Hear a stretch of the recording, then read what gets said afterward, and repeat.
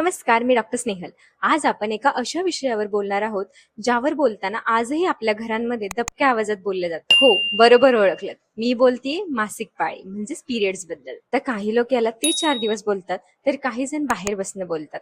पण खरं सांगू का, यामध्ये लपवण्यासारखं किंवा लाजण्यासारखं काहीच नाहीये. तर मग आज आपण समजून घेणार आहोत की पाळी म्हणजे नेमकं काय आणि तिला घाबरण्याऐवजी आनंदाने कसं स्वीकारायचं. प्रत्येक स्त्रीच्या शरीरामध्ये निसर्गाने एक छोटीशी आणि सुंदर पिशवी दिलीये, ज्याला आपण गर्भाशय म्हणजेच युटेरस असं म्हणतो. दर महिन्याला हे गर्भाशय एका बाळाला जन्म देण्यासाठी स्वतःला तयार करतं आणि यासाठी गर्भाशयाच्या आत रक्ताची एक मऊ गादी तयार होते. जेव्हा त्या महिन्यात गर्भधारणा होत नाही तेव्हा शरीराला त्या गादीची गरज उरत नाही. मग निसर्ग काय करतो तर त्या गादीला स्वच्छ करतो. पाळी म्हणजे काय तर तीच मऊ गादी रक्ताच्या स्वरूपात शरीराच्या बाहेर पडते. पाळी म्हणजे दुसरं तिसरं काही नसून निसर्गाने शरीराची दर महिन्याला केलेली सुंदरशी साफसफाई आहे. हे अगदी शरीरातून घाम किंवा इतर टाकाऊ पदार्थ बाहेर पडण्यासारखं नैसर्गिकच आहे. यात सर्वांना प्रश्न पडतो की चिडचिड न करता, दुःख न करता आनंदाने या गोष्टीला आपण कसं स्वीकारायचंय. तुम्हाला माहितीये, पाळी म्हणजे सृष्टीचा एक आदर आहे. विचार करा, जर पाळी आलीच नसती तर जगामध्ये कुठल्याही बाळाचा जन्म झालाच नसता. म्हणजेच तुम्ही, मी आणि हे संपूर्ण जग अस्तित्वात आलंच नसतं.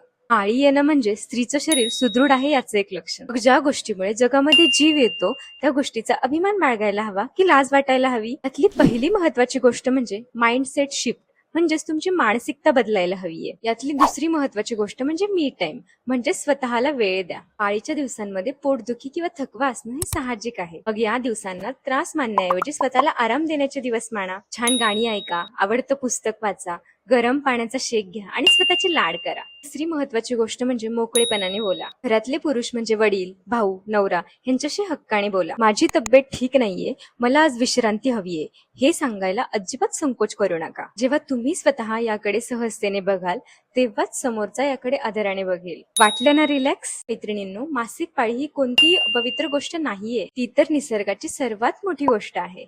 चला मग आजपासून पाळीचे ते 4 दिवस रडत खिडत लपत छपत जगण्याऐवजी चेहऱ्यावर हसू ठेवून स्वीकारूयात. आणि हो, तुम्हालाही या दिवसांमध्ये आनंदी राहण्याच्या काही छान छान टिप्स शिकायच्या असतील तर मला कमेंट्स मध्ये नक्की सांगा.